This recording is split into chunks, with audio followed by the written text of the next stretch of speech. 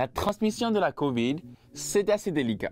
On sait que cette maladie est contagieuse, mais les modes de transmission ne sont pas si évidents. D'ailleurs, on peut même transmettre la maladie sans le savoir. Et inversement, on peut tomber malade alors qu'on fait très attention. Oui, on vous l'avait dit, c'est délicat. Mais dans cette vidéo, on va essayer de tout vous expliquer pour que ce soit beaucoup plus clair. C'est clairement l'un des enjeux majeurs de cette pandémie. Comment se transmet le virus d'une personne à une autre? La réponse est simple et a priori, on le sait tous. Si vous restez pendant un certain moment sans masque à proximité d'une personne porteuse de la COVID, vous avez de très fortes chances d'être infecté. Jusque-là, je pense qu'on est tous d'accord. Et en plus, rappelez-vous, au début de la pandémie, les chercheurs estimaient qu'une personne infectée pouvait contaminer en moyenne 3 personnes qui, chacune à leur tour, pouvaient transmettre le virus à 3 autres et ainsi de suite. Je vous laisse donc imaginer les dégâts et on comprend très vite pourquoi la COVID a touché autant de gens dans le monde. Mais intéressons-nous justement à cette proximité. Qu'est-ce que ça veut dire exactement? Que se passe-t-il à ce moment très précis? Est-ce que je préfère la pizza ou les burgers? Pardon, ça c'est un autre sujet. Bref, qu'on soit malade ou non, on répand pas mal de petites particules liquides par la bouche ou le nez quand on parle, quand on tousse, quand on baille, quand on chante ou même quand on respire profondément. Ces particules sont appelées gouttelettes respiratoires. Et chez les personnes infectées, les gouttelettes respiratoires sont porteuses du virus, d'où la proximité à éviter. D'ailleurs, on considère que le virus se propage principalement par ces gouttelettes. Et je vous rajoute un petit chiffre qui va vous choquer. Un simple éternuement, c'est 40 000 gouttelettes. Je pense que là, c'est clair.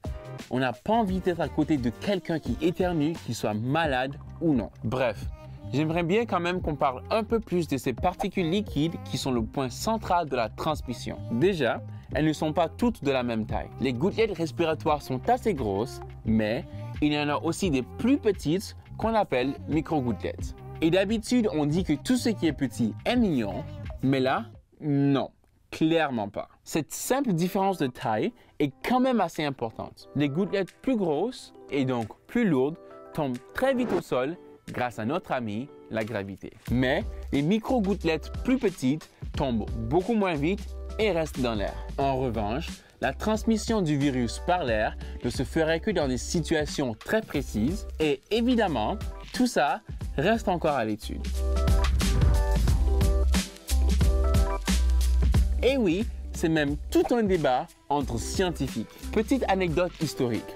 Dans les années 50, le scientifique William Wells, qui avait lui-même déjà fait un classement des gouttelettes selon leur taille, et aidé par le docteur Richard Riley de l'université Johns Hopkins, ont tenté une petite expérience. Ils ont travaillé sur une autre maladie, la tuberculose.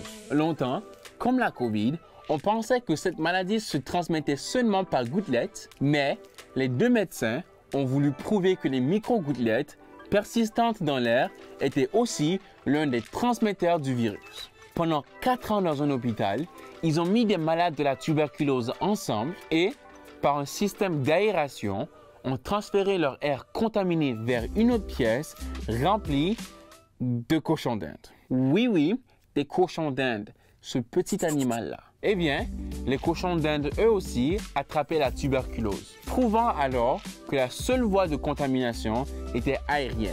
Depuis, comme on l'a dit, beaucoup de scientifiques et médecins discutent de cette expérience. Pour certains, c'est vrai, et pour d'autres, c'est faux. Ce qui est sûr avec la COVID, rester enfermé un long moment avec une personne qui est infectée, c'est pas une super idée.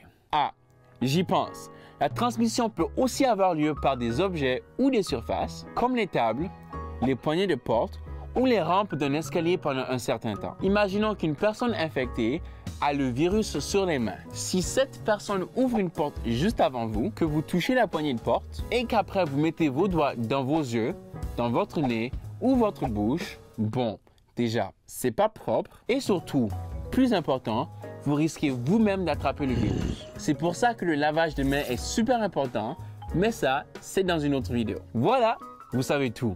ou presque tout, de la transmission de la COVID. On a parlé de plein de trucs dégoûtants, mais c'était nécessaire pour savoir comment se propage la maladie. Et surtout, face à la COVID, protégez-vous et protégez les autres.